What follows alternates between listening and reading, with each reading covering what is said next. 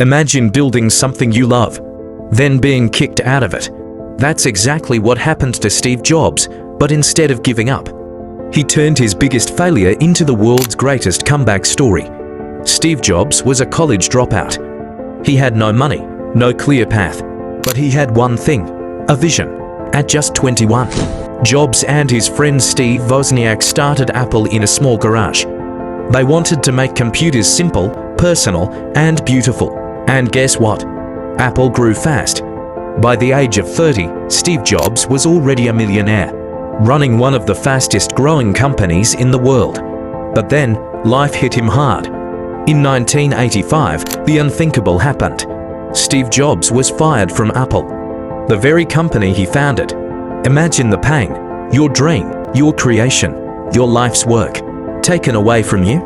Jobs later said, "It was devastating. I felt like I had lost everything." Most people would have quit. But Steve Jobs was different. Instead of drowning in self-pity, he started over. He built a new company called NeXT. He also bought a small animation studio, which later became Pixar. Yes, the same Pixar that gave us Toy Story, Finding Nemo, and The Incredibles. These failures were secretly shaping his greatest success. It freed me to enter one of the most creative periods of my life. By the late 1990s, Apple was dying. The company was close to bankruptcy. That's when they called Steve Jobs back. And with his vision, he saved Apple.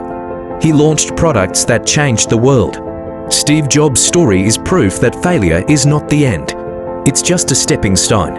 He once said, "Sometimes life hits you in the head with a brick. Don't lose faith." So remember this, the same failure that feels like an ending could actually be the beginning of your greatest success.